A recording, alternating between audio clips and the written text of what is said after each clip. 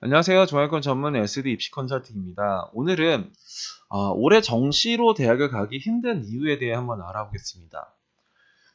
올해 같은 경우에는 되게 특이한 일이 이제 하나가 있어요. 뭐가 있냐면 재학생의 모집 인원 이제 증가입니다. 일단은 이제 모집 인원을 보면은 이 인원 자체가 이제 대학에서 선발하는 인원이거든요. 그러니까 2023학년도보다는 2024학년도에 4,828명을 덜 선발을 해요. 2024학년도보다는 2025학년도에서 이제 3,362명을 덜 선발합니다.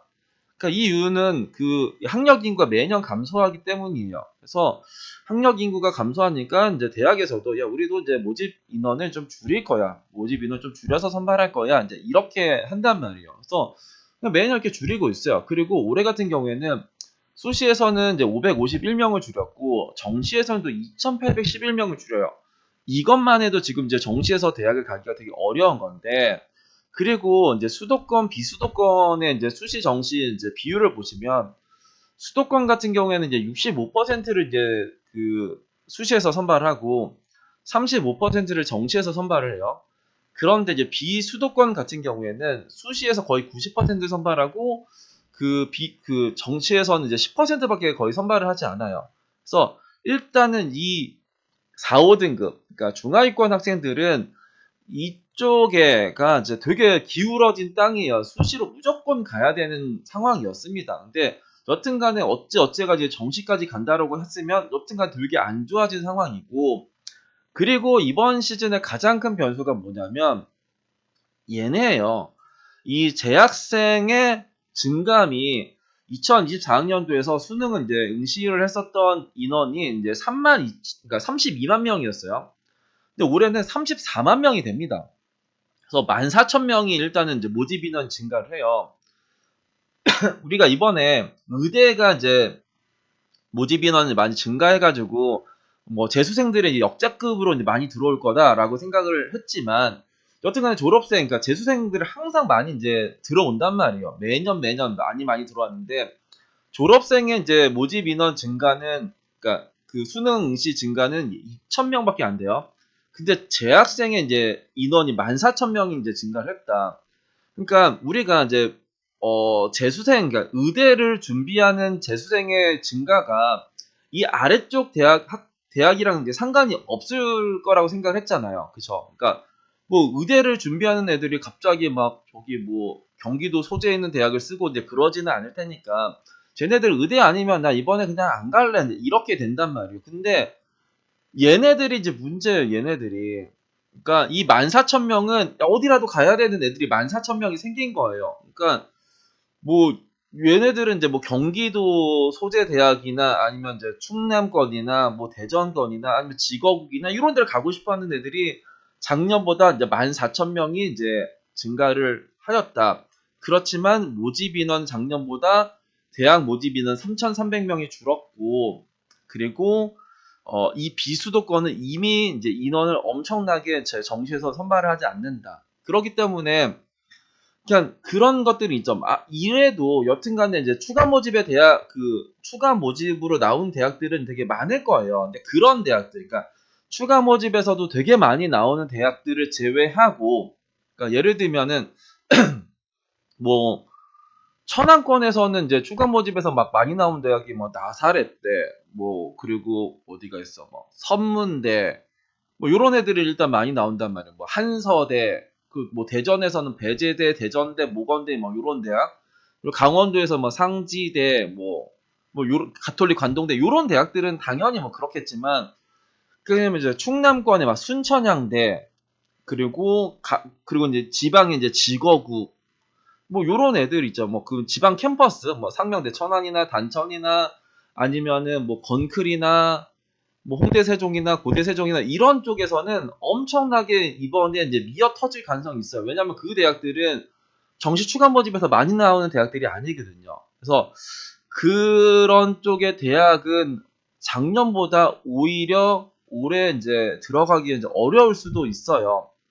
여튼간에 그런 상황이 펼쳐졌습니다. 이유는 이 재학생의 이제 증가 때문에 그래요.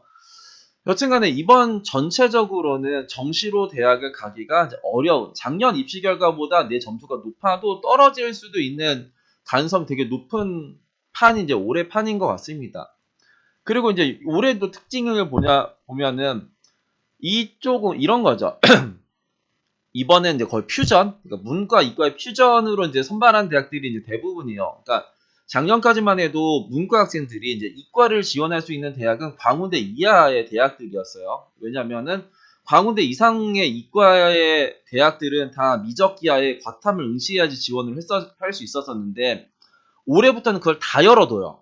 거의 모든 대학에서 이제 문과가 이과를 지원을 할 수 있다라고 생각을 할 정도로 이제 거의 다 이제 열어줍니다.